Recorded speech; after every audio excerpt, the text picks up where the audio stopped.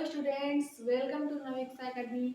बच्चों, आज हम लोग क्लास 9th जियोग्राफी का चैप्टर 2 जिसका नाम क्या है, भारत का भौतिक स्वरूप, इसे हम लोग पूरा डिटेल में समझने वाले हैं। लेकिन ये मैं लेक्चर छोटा बनाऊंगी क्योंकि ये चैप्टर थोड़ा बड़ा है, इसलिए लेक्चर 1 लेक्चर 2 करके बनाऊंगी। तो हम लोग आज लेक्चर 1 में जानेंगे भारत के भौतिक स्वरूप के बारे में। इससे पहले हम लोग क्लास 9 का जो चैप्टर फर्स्ट है जिसका नाम है भारत का आकार और स्थिति, उसे हम पूरे डिटेल में पढ़ चुके हैं।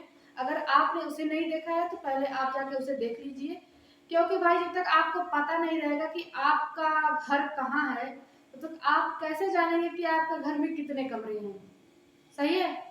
हाँ, तो जैसे हमने उसमें पता क्या किया था, हमारे भारत का आकार क्या है, उसकी स्थिति क्या है, मतलब वो कौन सी शेप में है और वो कहाँ पे लोकेटेड है, इसे हमने जाना था पहले चैप्टर में। अब हम इसमें जानेंगे कि हमारे भारत का जो भौतिक स्वरूप है, यानी हमारे भारत में क्या क्या है आखिर में, इसे जानना है। तो ठीक, तो सबसे पहले आप लोग अगर मैदानी क्षेत्रों में रहते होंगे तो आप लोगों ने देखा होगा, जैसे दूर दूर तक जहाँ भी आपकी नजर जाती होगी हर जगह आपको मैदानी दिखाई देते होंगे। और जो कोई भी हमारे भाई लोग पहाड़ी क्षेत्र में रहते हैं उन लोगों को दिखता होगा कि हर जगह पहाड़ ही पहाड़ है। ठीक है, लेकिन ऐसा नहीं है। हमारा भारत जो है, हमारे भारत में बहुत सी ऐसी स्थलाकृतियां हैं, पहाड़ भी है, मैदान भी है, डिजर्ट है और क्या बोलते हैं पठार है, मतलब ऐसी बहुत सी स्थलाकृतियां जिसके बारे में हम लोग आज इस चैप्टर में जानेंगे। क्योंकि जब तक हम खुद को नहीं पहचानेंगे तब तक कैसे होगा। हाँ, इसीलिए हम लोग आज भारत के बारे में डिटेल में समझने वाले हैं। सबसे पहले बच्चों, आप लोगों को पता है कि आप लोगों ने ये सोचा होगा कि आखिर में ये पृथ्वी कैसे बनी, ये भारत कैसे बना, ये बात तो जानना जरूरी है। तो ये थ्योरी तो आप लोगों ने पढ़ा ही होगा पिछले क्लासेस में, बहुत छोटा सा है कि सबसे पहले जो हमारा पृथ्वी है, मतलब कि पृथ्वी तो है ही, उस पे जो मतलब सभी महाद्वीप हैं उनको एक गोला माना जाता था जिसको पैंजिया कहा जाता था। जैसे मान लीजिए कि ये जो महाद्वीप है एक बहुत बड़ा महाद्वीप इस प्रकार से था, उसको पैंजिया कहा जाता था। ओके, उसको पैंजिया कहा जाता था और इसके चारों तरफ इस प्रकार से पानी था ऐसे। ये हमारा क्या था, पैंजिया, इसको पैंजिया कहा जाता था। और इसके चारों तरफ जो पानी था इसको पैंथालसा कहा जाता था। ओके, इसके चारों तरफ जो पानी था इसको पैंथालसा कहा जाता था। ठीक, ऐसा माना जाता है। सबसे पहले हमारा जो पृथ्वी का जो सभी महाद्वीप है, क्योंकि आप लोगों को पता है कि हमारी पृथ्वी कई के 3 भाग हैं, क्रस्ट, मेंटल, कोर। उसी प्रकार से जो ऊपर वाला भाग, जो परपटी वाला भाग होता है महाद्वीप वाला, वो सबसे पहले ऐसे गोल शेप में था, माना जाता था, बहुत बड़ा ऐसे गोला था, इसको पैंजिया कहा जाता था। और उसके चारों तरफ ऐसे विशाल सागर समुद्र थे। ओके, तो इस प्रकार से फिर पैंजिया कहा जाता था। लेकिन एक बार हुआ यूं कि जो हमारा जो महाद्वीप है, ये ऐसा माना, वैज्ञानिकों ने माना कि यहाँ पे संवहनी धाराएं बह रही है, ऐसे जैसे करंट सा बह रहा है। वो करंट ऐसे जब लगा पृथ्वी में तो ये पृथ्वी को 2 भाग में, मतलब कि जो महाद्वीप थे हमारे उनको 2 भागों में ऐसे तोड़ दिया इस प्रकार से। यानी कि मान लीजिए कि ये ऊपर वाला भाग हो गया और ये हो गया नीचे वाला भाग। ओके, ये हमारी महाद्वीप का ऊपर वाला भाग और ये हो गया नीचे वाला भाग। इस प्रकार से हमारा पृथ्वी टूट गया। अब इन दोनों का भी नाम दिया गया। जो उत्तर, ऊपर आपको पता है कि ये नॉर्थ होता है, इधर साउथ, ये ईस्ट और ये वेस्ट, ये हो गया। जो उत्तर का भाग था उसको अंगारा लैंड बोला गया। क्या, अंगारा लैंड, अंगारा लैंड। और जो नीचे का भाग था उसे गोंडवाना लैंड।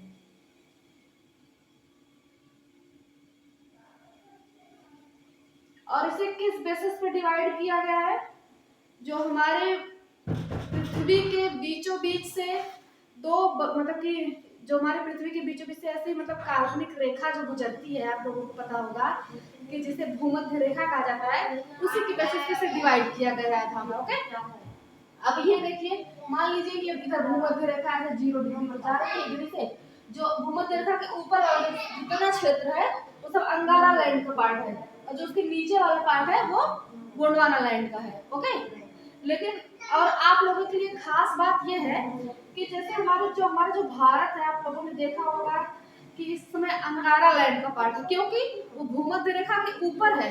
लेकिन पहले ऐसा नहीं था, क्योंकि हमारा जो पृथ्वी है, हमारी पृथ्वी के जो महाद्वीप है, वो हमेशा मतलब उनमें मूवमेंट होता रहता है, हमेशा गति होती रहती है। हमारे भारत की स्थिति जैसी आज दिख रही है इस प्रकार से ऐसी नहीं थी। पहले वो गोंडवाना लैंड का पार्ट था, और गोंडवाना लैंड भारत के ट्राइब थे, उन्हीं के नाम पे रखा गया था गोंडवाना लैंड। ओके, तो हमारा जो भारत था वो गोंडवाना लैंड का पार्ट था, ये बात आप लोग जानते रहिएगा। पहले भारत गोंडवाना लैंड का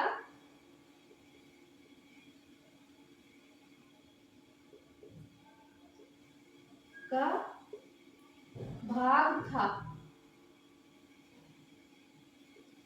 लेकिन अब ऐसा नहीं है। हमारा भारत जो है वो गोंडवाना लैंड में अब नहीं है, अब हमारा भारत अंगारा लैंड में जाके मिल चुका है। क्यों? क्योंकि हमारी पृथ्वी के जो महाद्वीप है वो लगातार गति कर रहे हैं। इसी प्रकार से हमारा भारत भी लगातार चल रहा है, मतलब हम लोग भी चल रहे हैं। ओके, तो जैसे मान लीजिए कि हमारा भारत, एक मिनट मैं इसे erase कर देती हूँ, उसके बाद आप लोगों को बताती हूँ। ये मान लीजिए कि ये हमारी पृथ्वी है। ओके, ऐसे हमारी पृथ्वी थी, ये भूमध्य रेखा, मान लीजिए ये अंगारा लैंड हो गया, ये गोंडवाना लैंड हो गया। हमारा भारत जो मान लीजिए पहले यहाँ पे था, इस प्रकार से पहले हमारा भारत जो है कि था, इस प्रकार से हमारा भारत इधर साइड था, यानी कि भूमध्य रेखा के तो नीचे ही था, ये समझ लीजिए गोंडवाना लैंड में था। लेकिन लगातार इसमें ऐसे गति होती रही और ये जाके अंगारा लैंड में, ये जो यूरेशियन प्लेट थी, यहाँ पे रसिया, ये रूस की जो प्लेट थी, बहुत बड़ी प्लेट थी, क्योंकि आप लोग देख रहे हैं कि रूस का क्षेत्रफल कितना ज्यादा है। जो रसियन प्लेट थी उससे जाके टकरा गया हमारे भारत का जो प्लेट है, वो जाके रसियन प्लेट से जब टकराया तो यहाँ पे एक बहुत बड़े पर्वत का निर्माण हो गया जिसका नाम था हिमालय। इसे हम लोग आगे पढ़ने वाले हैं, लेकिन उससे पहले हम लोग ये जान लेते हैं कि इसके बारे में सिद्धांत क्या दिया गया है। आइए चलते हैं। देखिए, हमारे वैज्ञानिक साहब है अल्फ्रेड वेगनर, इन्होंने सिद्धांत दिया है प्लेट विवर्तनिक सिद्धांत। ओके, प्लेट विवर्तनिक सिद्धांत, जिसमें क्या होता है ये बताते हैं, जो मैंने अभी भी आपको बताया कि पृथ्वी की ऊपरी परपटी 7 बड़ी और कुछ छोटी प्लेटों से मिलकर बनी है। जो हमारे पृथ्वी की परपटी यानी जो क्रस्ट है, क्रस्ट ही तो है हमारा जो महाद्वीप है, तो वो 7 बड़ी और कुछ छोटी प्लेटों से मिलकर बनी हुई है। इन्होंने यही बताया था। और अब इसके गति के बारे में, आखिर में ये बनी कैसे, ठीक है बनी है, लेकिन आखिर में इसमें जो स्थलाकृतियां बन गई है, कहीं दर्रे हैं, कहीं पहाड़ है, कहीं पठार है, कहीं से नदी जा रही है, मतलब कुछ भी, तो ये सब आखिर में हुआ कैसे, इसको भी तो जानना है। अभी देखिए, अब इसके बारे में इन्होंने बताया कि हमारे जो पृथ्वी की जो प्लेटें हैं वो कुछ अलग, मतलब कि गति करती है, लेकिन उसके कुछ तरीके हैं कि किस किस प्रकार से गति करती है। सबसे पहली जो गति होती है हमारे पृथ्वी के प्लेटों की, यानी महाद्वीपों की प्लेटों की, वो है सबसे पहले अभिसारी परिसीमा में। अभिसारी मतलब क्या होता है, यानी कि वो जो पास आती है, अभिसारी परिसीमा मतलब वो लोग अभी मतलब पास आती है। ओके, पास आती हैं जब प्लेटें एक दूसरे के करीब आती हैं। इधर देखिए, ये जैसे कि 2 प्लेटें हैं, यहाँ पे एक प्लेट नंबर 1 और ये दो प्लेटें हैं। ये दोनों प्लेटें जब एक दूसरे के पास आ रही है, देखो दिखाया गया ना, ये दोनों प्लेटें एक दूसरे के पास आ रही हैं। जब प्लेटें एक दूसरे के पास आएंगी तो आप भी लोग बता दीजिए क्या होगा। देखिए, मैं अभी आप लोगों को बताती हूँ। जैसे मान लीजिए कि ये मेरे पास किताब है एक, मैं किताब लेके आती हूँ। हाँ, तो देखिए, जैसे ये मेरे पास 2 प्लेटें हैं। ओके, मेरे पास जैसे मान लीजिए 2 प्लेट, देखिए मेरे पास कॉपी लेके आ गई हूँ मैं।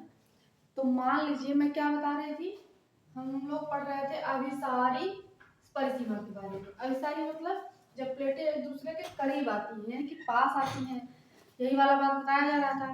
तो अभी देखिए, ये मेरे पास 2 कॉपियां हैं। जैसे मान लीजिए, इसे कॉपी में समझिए आप लोग, दो प्लेट समझिए महाद्वीपों की। ओके, जैसे मान लीजिए कि अभी यहाँ पे इसे दो प्लेटें हैं, ऐसे अभी पास आएंगी, मतलब ये एक प्लेट एक प्लेट ये दोनों ऐसे पास आएंगी। ओके, दिख रहा है आपको?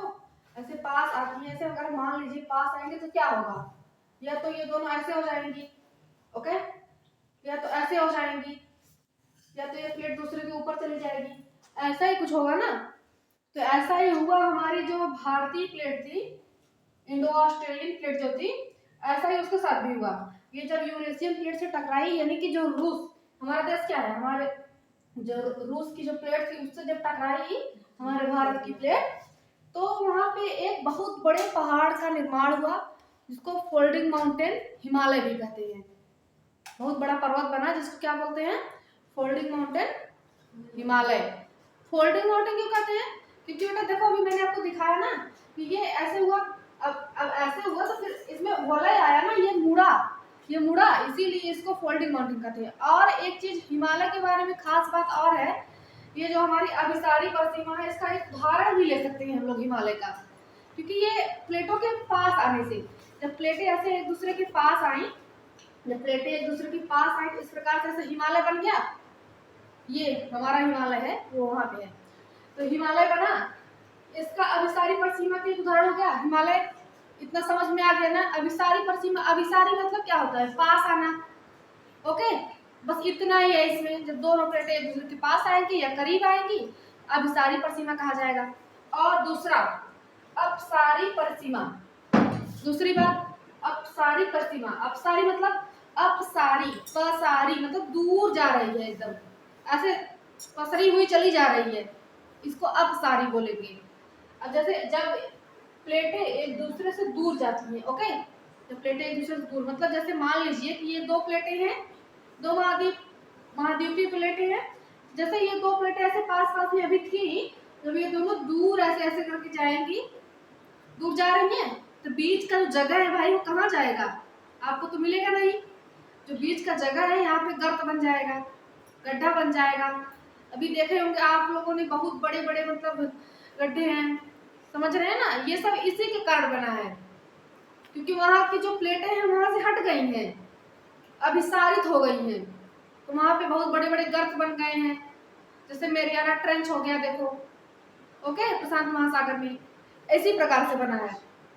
अभी देखो, अब हमारा तीसरी परसीमा के बाद, अब अभिसारी परसीमा हो गई, प्लेटें एक दूसरे के पास आती हैं, अपसारी परसीमा हो गई, प्लेटें एक दूसरे से दूर जाती हैं। अब एक हमारे पास और है, अभी देखो मैंने इसमें बताया था, ये अभिसारी का हो गया, प्लेट देखो एक दूसरे के पास आ रही है, इस प्रकार से अट्रैक्शन है इधर, और इधर अपसारी यानी कि दूर जा रही है एक दूसरे से। इधर देखो, एक मिनट,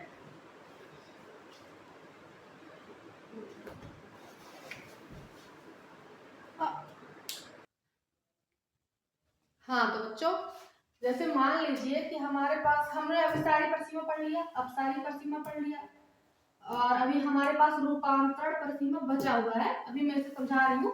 अपसारी परसीमा मान लीजिए नंबर एक प्लेट है, नंबर दो प्लेट है, ओके। अभिसारी में क्या होगा, अट्रैक्शन होगा, और अपसारी में क्या होगा, रिपल्सन होगा, ओके। अभी देखो इसमें प्लेटें एक दूसरे से दूर जा रही है, जैसे नंबर एक प्लेट है नंबर दो को जैसे दूर कर रही है, जैसे जब दूर होगी तो बीच में खाली जगह होगा, खाली जगह होगा तो गड्ढे बनेंगे, हाँ, तो बीच में का मिट्टी हटा दो भाई जमीन का, तो वहां पे तो गड्ढा ही बन जाएगा ना, गर्त बनेगा, वही बनता है। और उसी प्रकार से एक हमारे पास और है, इसका नाम है रूपांतरण परसीमा, ओके।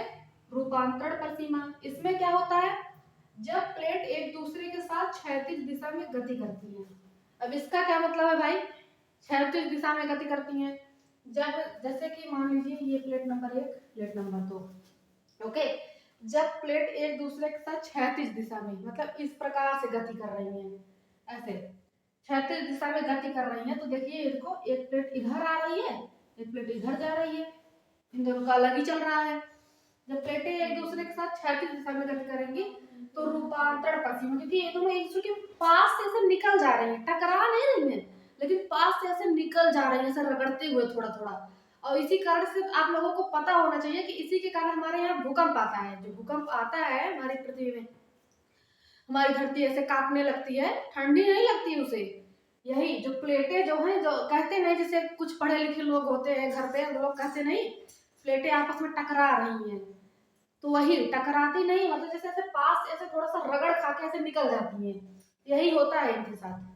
ये रूपांतरण परिसीमा हो गया और इसी के कारण भूकंप आता है। आप लोग समझ गए? जब प्लेटें एक दूसरे के साथ क्षैतिज दिशा में गति करती हैं तो उसे रूपांतरण परिसीमा कहते हैं। इतना क्लियर हो गया आपका? अभी आप लोग ये सब याद कर लीजिए। अब हम लोग इसके बाद हमने क्या पढ़ा था? अभिसारी सीमा का उदाहरण हिमालय बना था हमारा। अब इसके बाद हमारा हिमालय पर्वत है। अब इसके बाद हम लोग हिमालय पर्वत के बारे में एकदम डिटेल में जानेंगे। तो आइए हिमालय पर्वत के बारे में जानते हैं। थोड़ा टाइम भले लग सकता। हाँ तो बच्चों टाइम लग गया, लेकिन अभी हम लोग भारत के मुख्य भौगोलिक वितरण के बारे में इसके बाद जानेंगे। तो सबसे पहले हमारे भारत के भौगोलिक वितरण मतलब कि हमारे भारत की भूगोल में आखिर है क्या क्या। तो आप लोगों को सबसे पहले पता होगा कि हिमालय पर्वत श्रृंखला जो भारत के एकदम उत्तर में है, ये पश्चिम से लेकर पूरब तक, और इधर उत्तरी मैदान जो यहाँ पे उत्तर प्रदेश, बिहार, इधर तक असम तक, और फिर आता है हमारा प्रायद्वीपीय पठार, उसी प्रकार से हमारा भारतीय मरुस्थल और तटीय मैदान, फिर आते हैं हमारे द्वीप समूह छोटे छोटे। ठीक, ये हमारे भारत के भौगोलिक वितरण है। बच्चों हम लोग भारत के मुख्य भौगोलिक वितरण के बारे में जान चुके हैं। आप लोग इसे नोट कर लीजिएगा, क्योंकि आप लोगों को जानना जरूरी है कि हमारे भारत में आखिर क्या क्या है। और इसके बाद हम लोग हिमालय पर्वत के बारे में पूरा डिटेल से जानने वाले हैं। चलिए आइए शुरू करते हैं हिमालय पर्वत के बारे में। हाँ तो पहले मैं इसे इरेज कर लेती हूँ। हाँ तो बच्चों हम लोग अब हिमालय पर्वत के बारे में जानेंगे। तो हिमालय पर्वत में बच्चों सबसे पहले हम लोग ये जानेंगे कि हिमालय, देखिए हमारा हिमालय कहाँ है? भारत के उत्तर में, यानी अगर एक हिसाब से देखा जाए तो भारत के सर के ताज के रूप में काम करता है जो हिमालय पर्वत है। और भारत के मतलब भारत में बहुत ही अच्छी भूमिका भी है हिमालय की, क्योंकि देखो उधर से रसिया से आने वाली जो ठंडी हवाएं हैं उनको रोक देता है। वरना अगर वहाँ की जो ठंडी हवाएं आती हैं, अगर हिमालय उसे न रोकता ना, तो आज हमारा जो भारत है वो बहुत ज्यादा ठंडा होता। और मानसूनी हवाओं को रोक के बारिश करवाता है। मतलब हिमालय का हमारे बहुत इंपॉर्टेंस है, हम लोग आगे पढ़ेंगे। उससे पहले हम लोग हिमालय को, क्योंकि अब इतना बड़ा हिमालय है, उसको जानने के लिए पहले उसे छोटे छोटे टुकड़ों में बांटेंगे। जिस प्रकार से बांटा गया है, तो हमारे हिमालय को जैसे मान लीजिए कि इधर ये हमारा हिमालय है ऐसे, ओके, ये रहा हिमालय हमारा। तो इसका देशांतरी विस्तार के हिसाब से इसे बांटा गया है। देशांतरी विस्तार मतलब आप लोगों को मैंने लेक्चर फर्स्ट में अच्छे से समझाया है देशांतर का क्या मतलब होता है। यानी खड़े में, जैसे खड़ी लाइन जो होती है ऐसे समझ लीजिए आप लोग सिंपल भाषा में। इस प्रकार से जो लाइनें जा रही हैं भारत से, मतलब कि हमारे मतलब पूरे विश्व से ऐसे माना गया है कि जो इस प्रकार से खड़ी लाइनें जा रही है उसे देशांतरी रेखा कहा जाएगा। तो देशांतरी विस्तार के हिसाब से यानी हमारा भारत ऐसे उत्तर से दक्षिण की तरफ में जो बांटा गया है, जैसे अभी मेरे पास ये ऐसे, मेरे पास ये मार्कर है, अभी मैं इसको ऐसे मान लीजिए, तो मैं ऐसे ऐसे काटूंगी, इसे ऐसे छोटे छोटे कर दूं अगर, तो इस प्रकार से मान लीजिए सबसे बड़ा, सबसे ऊपर वाला हिस्सा हो गया, फिर उसके बाद वाला हिस्सा, फिर उसके बाद वाला हिस्सा। इसी प्रकार से हिमालय को भी बांटा गया है उत्तर से दक्षिण की तरफ, क्योंकि आपको पता है इधर नॉर्थ इधर साउथ। अभी इस पे ऐसे दिख रहा है लेकिन ऐसे होगा ना, तो उत्तर से दक्षिण की तरफ। तो इस प्रकार से देशांतरी विस्तार के हिसाब से इसे 3 मुख्य भागों में बांटा गया है, जो हमारे लिए जानना जरूरी है। सबसे पहले देखिए हिमाद्री, सबसे ऊपर का जो भाग है, हिमालय का जो सबसे ऊपर का भाग है, यानी सबसे ऊपर का जो भाग है उसे हिमाद्री या फिर महान हिमालय, द ग्रेट हिमालय भी बोला जाता है, अंतरिम हिमालय भी बोला जाता है। और हिमाद्री जो है ये हमारे हिमालय का ऐसा भाग है, इसी पे जो हिमालय की सबसे ऊंची ऊंची चोटी है, जैसे कि माउंट एवरेस्ट भी इसी पे है। आप लोग चले जाते होंगे, जैसे कहते होंगे हिल स्टेशन हम लोग जा रहे हैं घूमने, हिल स्टेशन भाई जा रहे हो आप लोग, तुम्हें क्या लगता है कि हम हिमाद्री पे चले गए हैं? ऐसा नहीं है। हिमालय गए हो ठीक है, लेकिन हम लोग या तो निम्न हिमालय में रहते हैं या तो शिवालिक में रहते हैं। हम लोग हिमाद्री में नहीं जाते। हिमाद्री में देखो भाई वही लोग जाते हैं जैसे जो पर्वतारोही जो रहते हैं, जिन लोग को जैसे माउंट एवरेस्ट वगैरह पे जो लोग चढ़ते हैं, सबसे ऊंची चोटी जो विश्व की है, तो वो लोग जाते हैं। अब हिमाद्री पे भाई जाके हम लोग करेंगे ही क्या आखिर में? तो इसे 3 भागों में बांटा गया है। सबसे पहले हिमाद्री जिसे महान हिमालय, क्योंकि सबसे बहुत ऊपर का भाग है, यानी सबसे उत्तरी बिंदु है हिमालय का, और इसमें ही सबसे ऊंची ऊंची चोटियां पाई जाती हैं, सबसे पुराना भाग है। उसके बाद उसके नीचे आता है निम्न हिमालय। निम्न हिमालय, निम्न हिमालय यानी कि उसके नीचे, यानी कि उत्तर से दक्षिण की तरफ बढ़ रहा है ना, तो दक्षिणी बिंदु जो है हिमाद्री के दक्षिण में निम्न हिमालय है। अब यहीं पे आता है हमारे हिल स्टेशन। ओके, हम लोग जहाँ घूमने जाते हैं गर्मियों की छुट्टी में, यही निम्न हिमालय में ही है, कांगड़ा कुल्लू। ओके, आप लोग प्लान बना रहे होंगे गर्मी की छुट्टी में, ठीक है बना लीजिए, लेकिन पहले इसको पढ़ लीजिए। ओके, अब ये आता है हमारा शिवालिक, तीसरा वाला, उसके नीचे का शिवालिक। जैसे कि हमारे जो आप लोगों ने सुना होगा देहरादून, ऐसे देहरादून, पाटलिपुत्र, कोटलीदून, ऐसे बहुत से स्थान है। जैसे कि इन दोनों के बीच में जो स्थान है निम्न हिमालय और शिवालिक के बीच में, यहीं पे हमारा जो बीच का स्थान उसे दून बोलते हैं, और जो वहाँ का क्षेत्र उसे दून बोलते हैं। इसी प्रकार से ऐसे नाम रखा गया है, देहरादून, पाटलिपुत्र, कोटलीदून, ऐसे और भी कई नाम है। तो यहाँ पे भी हम लोग घूमने जाते हैं, बहुत अच्छी अच्छी जगह है वहाँ पे भी घूमने के लिए।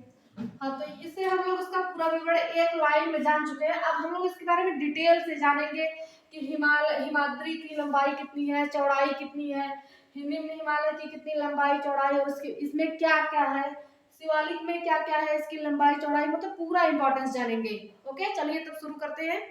तो बच्चों, हम लोग भारत को देशांतरी विस्तार के हिसाब से बांटने से पहले हम लोग ये तो जान लें कि भारत में जो हिमालय है हमारा, आखिर वो स्थित कहाँ है। जो हमारा हिमालय पर्वत है, आखिर वो स्थित कहाँ पे है। सबसे पहले हम उसके हिमालय पर्वत की स्थिति के बारे में जानेंगे। तो भारत की उत्तरी सीमा, अभी मैंने मैप बनाया था, भारत के जो उत्तर में है, एकदम उत्तर में हमारे भारत के हिमालय पर्वत है। उसके बाद आता है कि पश्चिम से पूर्व तक फैला हुआ है। आपने देखा होगा कि यहाँ पश्चिम से पूर्व, राजस्थान से इधर अरुणाचल प्रदेश, ऐसे मतलब पूरा ऐसे पश्चिम से पूर्व तक पूरा फैला हुआ है। ओके, और ये सिंधु नदी से ब्रह्मपुत्र नदी तक भी फैला हुआ है। यानी कि हमारे भारत के उत्तर में जो हिमालय पर्वत है उसका विस्तार काफी अधिक है, और ये पूरा पश्चिम से पूर्व सिंधु नदी से ब्रह्मपुत्र नदी तक पूरा फैला हुआ है। और ये चीज हो गया इसकी स्थिति की बात की, आखिर में हमारा हिमालय पर्वत स्थित कहाँ है, ये इसके स्थिति की बात हो गई। ओके, अब हम इसके आकार की बात करेंगे। आकार ये रहा, इसके आकार में हम लोग जानेंगे कि आखिर में इसकी लंबाई कितनी है, चौड़ाई कितनी है। तो इसकी लंबाई की अगर बात की जाए तो 2400 किलोमीटर तक फैला हुआ है, यानी कि पश्चिम से पूर्व तक 2400 किलोमीटर तक फैला हुआ है। ओके, कश्मीर से अरुणाचल प्रदेश तक। उसके बाद फिर इसकी चौड़ाई की बात की जाए, चौड़ाई यानी कि इस प्रकार से, ये 150 से 400 किलोमीटर तक, 150 से 400 किलोमीटर तक। ओके, कश्मीर में 400 किलोमीटर है, यानी कि जो उत्तर में है इसकी चौड़ाई, उत्तर में जो हिमालय पर्वत की चौड़ाई है वो ज्यादा है, लेकिन जब धीरे धीरे ऐसे मतलब कि उत्तर में तो ज्यादा है, मतलब पश्चिम में अगर इस तरह से देखा जाए, इधर मैं पहले मैप बना लेती हूँ। मान लीजिए रफली मैंने मैप बनाया है, ये रहा हमारा मैप। जैसे मान लीजिए कि इधर मैं कह रही हूँ कि कश्मीर में, अभी कश्मीर हमारा इधर है ना, कश्मीर में इसकी जो लंबाई यानी कि चौड़ाई है वो 400 किलोमीटर तक है यहाँ पे, यानी कि इधर ये इसका देशांतरी विस्तार ज्यादा है इधर कश्मीर में, अपेक्षा में पूर्व की साइड यानी कि अरुणाचल प्रदेश में कम है। यानी कि इसकी जो चौड़ाई है पश्चिम से पूर्व की तरफ जाते हुए घट जाती है। ओके, लंबाई कितनी 2400 किलोमीटर, चौड़ाई कितनी 150 से 400 किलोमीटर, कश्मीर में 400 किलोमीटर, अरुणाचल प्रदेश में 150 किलोमीटर, बस इतना ही है। उसके बाद अब इसकी इंपॉर्टेंस क्या क्या है, आखिर में हिमालय पर्वत हमारा इतना बड़ा है तो इसकी कुछ तो इंपॉर्टेंस होगी।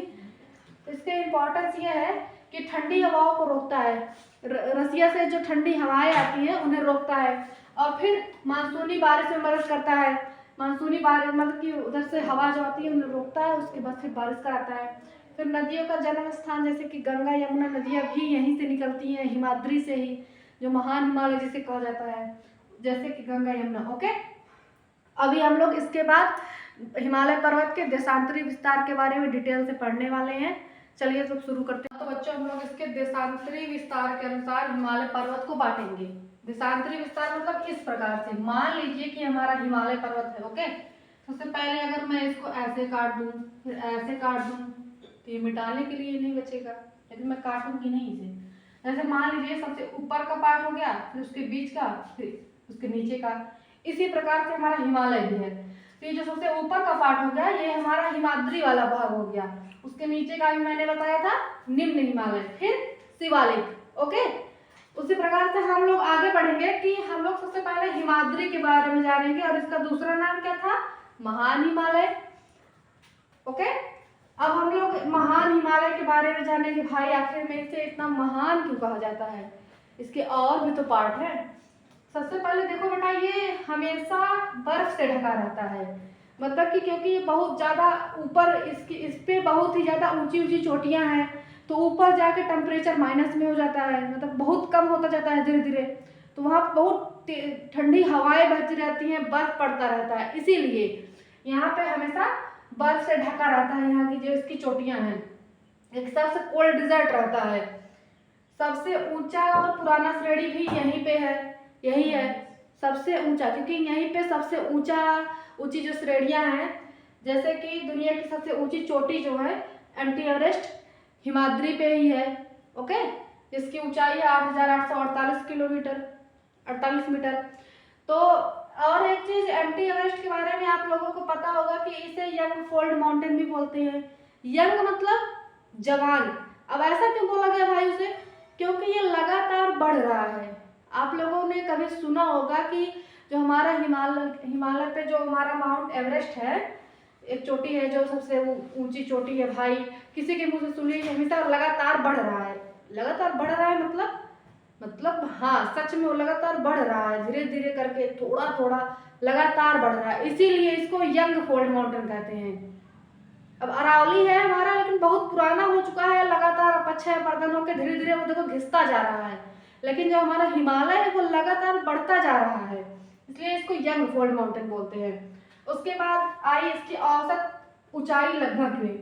औसत ऊंचाई मतलब लगभग में कितने मीटर तक ऊंची इस पे चोटियां हैं।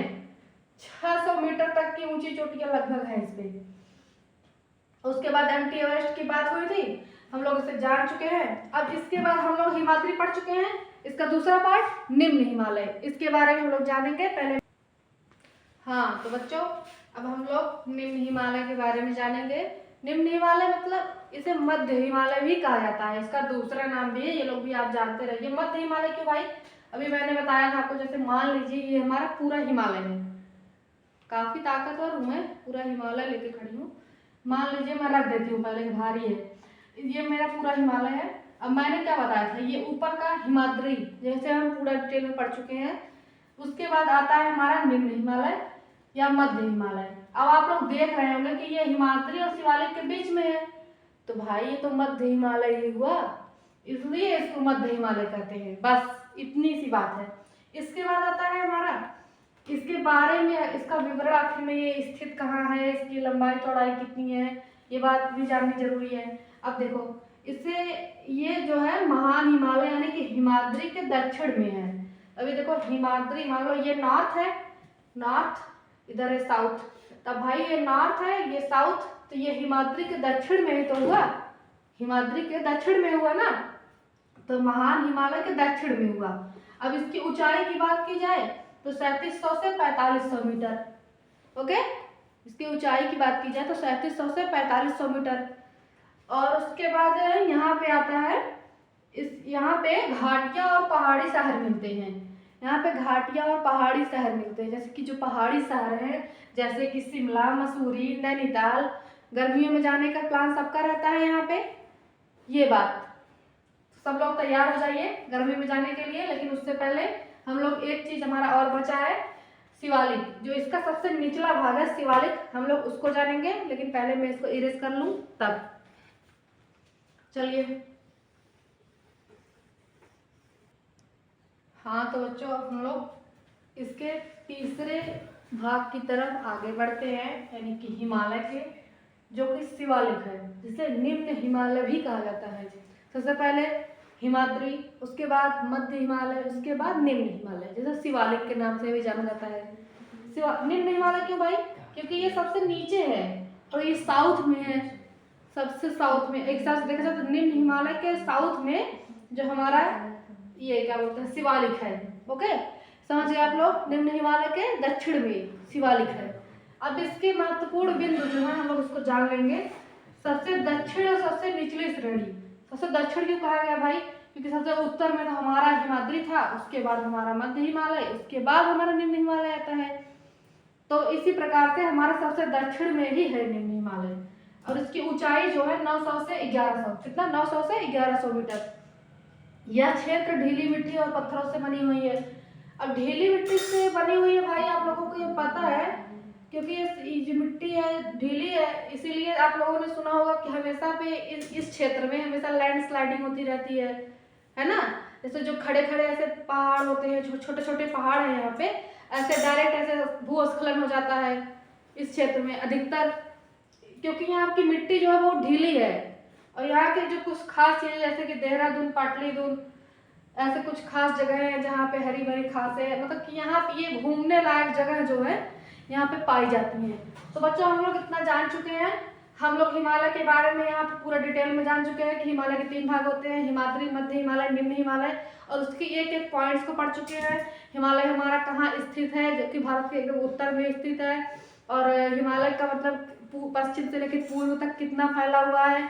पश्चिम में ज़्यादा इसका देशांतरी विस्तार है, पूर्व में कम है। ये सब कुछ हम लोग जान चुके हैं इस वीडियो में। अब हम लोग अगले वीडियो में इसे नदियों के हिसाब से बांटेंगे कि इसे मतलब कि देशांतरी तो हम लोग बांट चुके हैं, अक्षांशीय रूप से कैसे बांटा गया है हिमालय को, ये जानेंगे। अब हम लोग लेक्चर 1 में इसे जान चुके हैं, लेकिन लेक्चर 2 आप लोग जरूर देखिएगा, क्योंकि हिमालय की अभी पूरी जानकारी आपको नहीं मिल पाई है। अभी इसको अक्षांशीय विस्तार के हिसाब से कितने भागों में बांटा गया, इसे अभी आपको जानना जरूरी है। तो बच्चों अब मैं इस लेक्चर को यहीं ख़त्म करती हूँ, क्योंकि ये लेक्चर अब लंबा हो रहा है। अब और जाते जाते मैं ये कहना चाहती हूँ कि हमारे चैनल को आप लोग जरूर सब्सक्राइब कर लीजिए, क्योंकि यहाँ पे आपको पूरा कंटेंट मिलने वाला है। तो चलिए अब मैं चलती हूँ। Okay, bye.